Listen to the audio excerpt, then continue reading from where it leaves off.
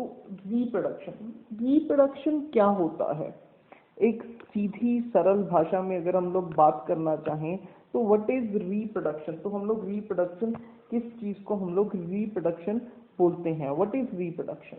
अभी ये जो डॉग है, इस डॉग से इतने सारे डॉग्स बन गए, मतलब एक डॉग से इतने सारे डॉग्स हो गए, फिर रिप्रोड्यूस हो गया, दोबारा बनने को हम लोग बोलते हैं। इस एलिफेंट से ये बेबी एलिफेंट बन गया, दो पेरेंट से एक उनका डॉटर या फिर सन या फिर एक बच्चा बन गया। तो एक ह्यूमन ने रिप्रोड्यूस कर लिया, एक ह्यूमन ने रिप्रोड्यूस कर लिया, एक एलिफेंट से एक एलिफेंट ने रिप्रोड्यूस हो गया, एक डॉग से बहुत सारे डॉग्स रिप्रोड्यूस हो गए। इस रिप्रोड्यूस के ही प्रोसेस को हम लोग रिप्रोडक्शन बोल देते हैं। मतलब एक ही स्पीशीज के ऑर्गेनिज्म जब दोबारा रिप्रोड्यूस करते हैं, मतलब दोबारा अपने ही तरीके के ऑर्गेनिज्म को दोबारा बनाते हैं, उस प्रोसेस को रिप्रोडक्शन कहते हैं। ये एक नेचुरल प्रोसेस है रिप्रोडक्शन का, इसके बारे में हम लोग को डिटेल में पढ़ना है।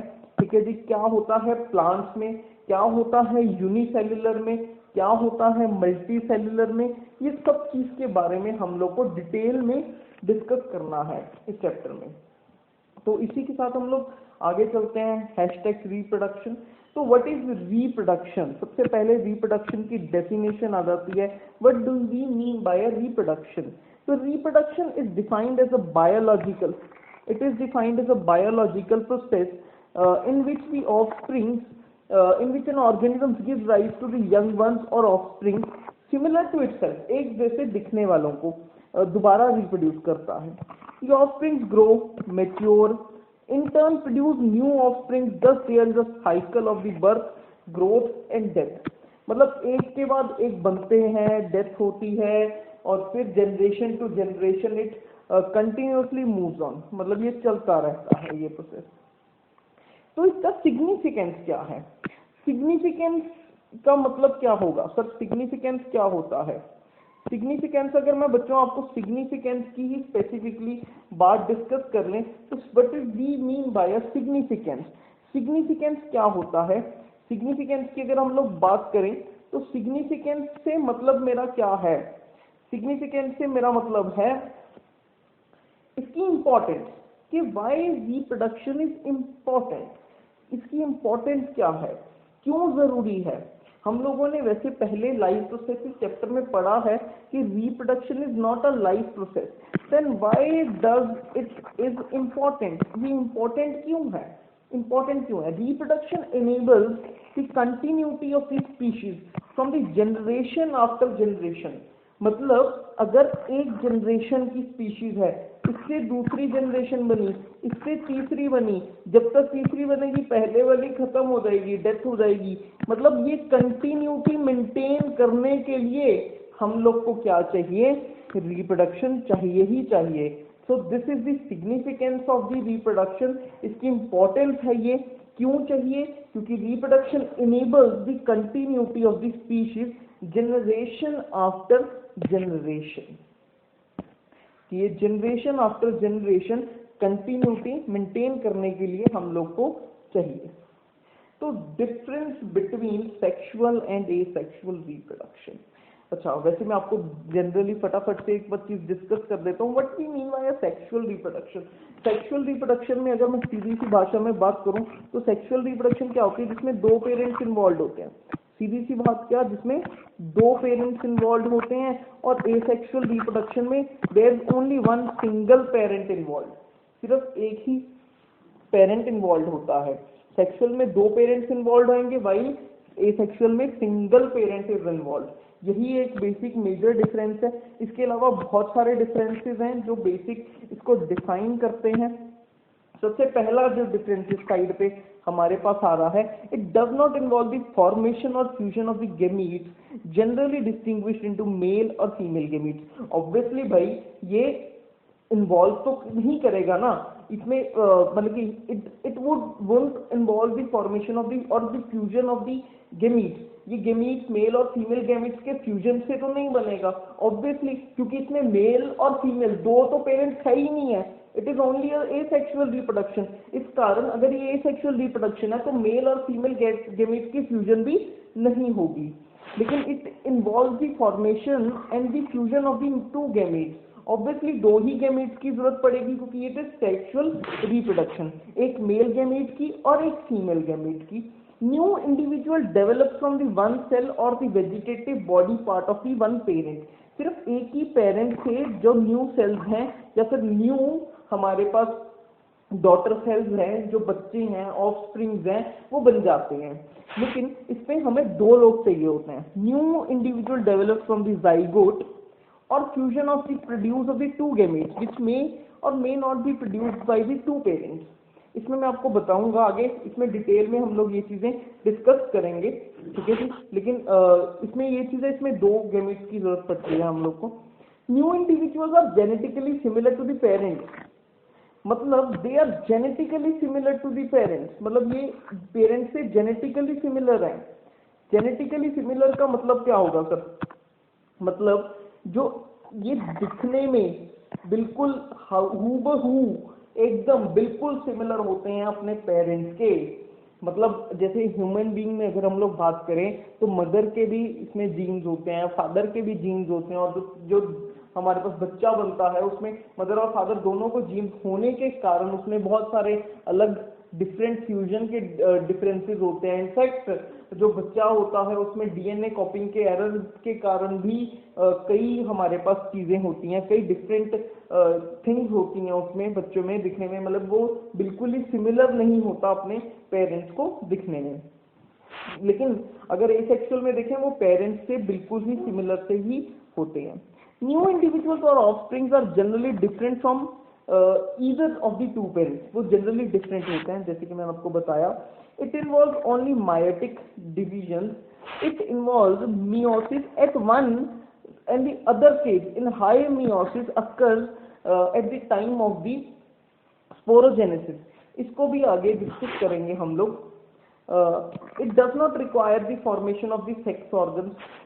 Formation of the sex organs is prerequisite for the sexual reproduction. कहने का अर्थ कि ये फॉर्मेशन इसलिए रिक्वायर्ड है सेक्सुअल के लिए कि बेसिकली जो दो पेरेंट्स में सेक्सुअल ऑर्गन्स होना जरूरी है, क्योंकि जब वो दो पेरेंट्स अपने अपने सेक्सुअल ऑर्गन्स के थ्रू ही ड्यूरिंग मेटिंग वो मेल गेमीट और फीमेल गेमीट को फ्यूज करते हैं, फ्यूज करने के बाद offspring is formed. It does not introduce the variability, hence no evolutionary importance, मतलब इसमें कुछ भी एवोल्यूशनरी इंपॉर्टेंस नहीं है, ठीक है जी। और लेकिन इसमें it introduces the variability, hence is hence of the evolutionary importance. अभी व्हाट इज एवोल्यूशनरी इंपॉर्टेंस, ये क्या है सर? ये एवोल्यूशनरी इंपॉर्टेंस क्या है? मेरे को समझ नहीं आ रहा ये what do you mean by this evolutionary importance. इस पॉइंट का क्या मतलब है? इस एवोल्यूशनरी इंपॉर्टेंस वाले पॉइंट का क्या मतलब है?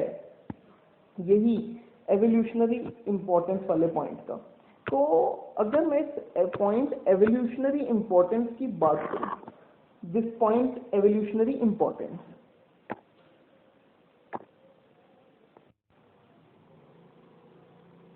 तो बच्चों इस एवोल्यूशनरी इंपॉर्टेंस का मतलब क्या है आपको बताता हूँ। इसमें क्या होता है, मैंने आपको अभी बताया कि जो एसेक्सुअल रिप्रोडक्शन है, एसेक्सुअल रिप्रोडक्शन में एक पेरेंट से जो उसका ऑफस्प्रिंग बना वो ऑलमोस्ट सेम होता है, मतलब देयर इज नो डिफरेंस, वो बिल्कुल सेम होता है, ठीक है। अगर वो सेम होता है एक पेरेंट से उसका जो ऑफस्प्रिंग बना, लेकिन अभी देखा जाए एवोल्यूशनरी इंपॉर्टेंस बता रहा हूँ समझ लेना। अभी अगर मैं सेक्सुअल रिप्रोडक्शन में देखूं, सेक्सुअल रिप्रोडक्शन में क्या होता है, जो हमारे पास पेरेंट ऑर्गेनिज्म होता है और जो उसका ऑफस्प्रिंग जनरेट होता है वो डिफरेंट होता है, वो काफी ज्यादा डिफरेंट होता है। वो डिफरेंट क्यों होता है? दो कारणों से डिफरेंट होगा। वो दो कारण क्या है? सबसे पहली चीज उसका कारण क्या है, उसके कारण को डिस्कस करते हैं। सबसे पहला जो उसका कारण होता है वो होता है डीएनए कॉपिंग एरर। डीएनए कॉपिंग एरर आप लोगों ने शायद पहले सुन रखा हो, what is DNA कॉपिंग error. DNA कॉपिंग error क्या होता है, जब हमारे पास मेल और फीमेल अपने जीन्स को ट्रांसफर करना होता है उसको अपने ऑफस्प्रिंग में, तो मेल अपने जीन्स को ट्रांसफर नहीं करता, वो अपने जो जेनेटिक मटेरियल को कॉपी करता है। जब वो जेनेटिक मटेरियल कॉपी कर रहा होता है मेल गैमीट के लिए, तो उसमें एरर आ जाता है। Same is for the female. दूसरी जो कारण है कि मेल के भी ऑफस्प्रिंग में हमारे पास जीन्स आने हैं और फीमेल के भी इस ऑफस्प्रिंग में हमारे पास जीन्स आने हैं। तो इस दो कारणों से जो मेल जो हमारे पास ऑफस्प्रिंग बनता है, सॉरी जो ऑफस्प्रिंग बनता है that is different from male and female. दो कारण, पहले तो एक तो मेल के भी उसमें गैमीट्स आने हैं और फीमेल के भी उसमें जीन्स आने हैं। उसके अलावा जब वो कॉपी होते हैं तब वो ट्रांसफर तो एक्चुअली में नहीं होते, कोई भी अपना जेनेटिक मटेरियल दूसरे को ट्रांसफर नहीं कर सकता। भाई क्या होता है, वो अपना जेनेटिक मटेरियल दूसरे को कॉपी कर सकता है, वो अपना जेनेटिक मटेरियल दूसरे को कॉपी करता है। जब मेल और फीमेल दोनों अपना जेनेटिक मटेरियल अपने ऑफस्प्रिंग अपने बच्चों में कॉपी करते हैं, तो कॉपी करते हुए कुछ जेनेटिक एरर आ जाता है, कॉपिंग एरर आ जाता है, उसको डीएनए कॉपिंग एरर बोलते हैं। उस एरर की वजह से ऑफस्प्रिंग डिफरेंट होता है। अभी क्या होता है, जब ये डिफरेंट हो तो डिफरेंट होने में फायदा क्या है, डिफरेंट होने में क्या फायदा है, इसकी एक एग्जांपल लूंगा, बहुत ही कॉमन एग्जांपल है। अभी क्या हुआ, एक बैक्टीरिया ले लेते हैं, सपोज एक बैक्टीरिया था, ये एक बैक्टीरिया है, ये हॉट वाटर बैक्टीरिया है, मतलब ये गर्म पानी में रहता है। ये बैक्टीरिया है हॉट वाटर, ये हॉट वाटर बैक्टीरिया है। अगर ये हॉट वाटर बैक्टीरिया है, ये गर्म पानी में रहता है, क्या हुआ, इसने रिप्रोडक्शन हुई, रिप्रोडक्शन होने के बाद क्या हुआ, इसने अपना ऑफस्प्रिंग जनरेट कर लिया, इसका ऑफस्प्रिंग आ गया। सपोज अभी ये ऑफस्प्रिंग आया, अभी ये ऑफस्प्रिंग जो आया है ये इससे कुछ ना कुछ डिफरेंट है, इट इज डिफरेंट। ये डिफरेंट क्यों है, ये डिफरेंट इसलिए क्योंकि इसमें डीएनए कॉपिंग एरर भी हो सकता है, सेक्सुअल रिप्रोडक्शन भी हुआ हो सकता है। वैसे बैक्टीरिया है तो डीएनए कॉपिंग एरर ही होगा। तो अभी जब ये इसमें डीएनए कॉपिंग एरर हो गया, इसमें कुछ डिफरेंस है, और सडनली क्या हो गया, जो ये हॉट वाटर था बॉन्ड में, हॉट वाटर से ये कोल्ड वाटर हो गया, मतलब कुछ ऐसा नेचर में क्लाइमेटिक चेंज आया तो ये कोल्ड वाटर हो गया। वाटर क्या हो गया, कोल्ड हो गया। अगर ये वाटर कोल्ड हो गया उस समय पे, कोल्ड होने के बाद क्या हुआ, जो ये हमारे पास पुराना बैक्टीरिया था ये मर गया, लेकिन जो ये नया बैक्टीरिया था it was able to survive, ये सर्वाइव करने में केपेबल था। अगर ये सर्वाइव करने में केपेबल था, क्यों, क्योंकि इससे इसमें कुछ ना कुछ डिफरेंस था, इसमें कुछ ना कुछ डिफरेंस था, एवोल्यूशन था। तो इसी कारण से हम लोग ये बोल सकते हैं कि एसेक्सुअल रिप्रोडक्शन में हमारे पास एवोल्यूशनरी इंपॉर्टेंस नहीं है, वाइल हमारे पास सेक्सुअल रिप्रोडक्शन में देयर इज एवोल्यूशनरी इंपॉर्टेंस, क्योंकि उसमें डिफरेंस आता है, चेंज आता है बॉडी में, it introduces variability and hence evolution is importance. तो इस कारण उसमें एवोल्यूशन में इंपॉर्टेंस है। ठीक है जी।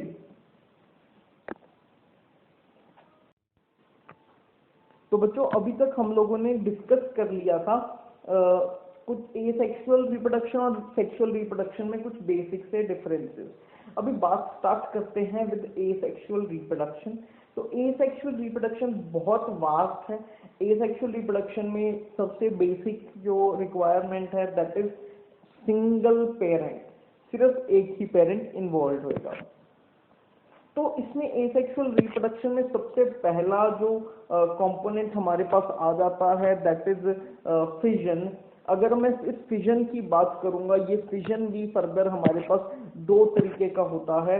एक हमारे पास जब एक बाइनरी फिजन होता है और एक हमारे पास होता है multiple fission. Now what is this binary fission as well as multiple fission.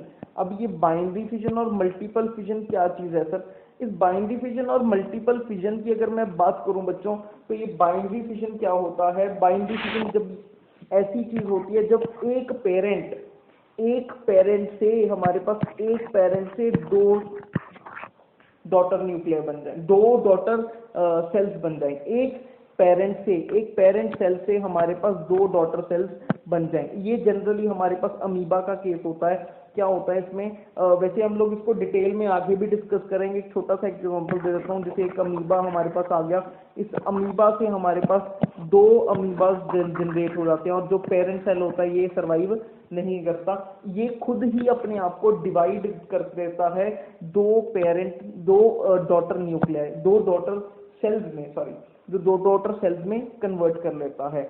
मतलब जो बाइनरी फिजन है, बाइनरी फिजन में एक पेरेंट से हमारे पास 2 डॉटर न्यूक्लियाई बन जाते हैं। ठीक है जी। जनरली याद रखना, fission is only and only possible in unicellular organisms.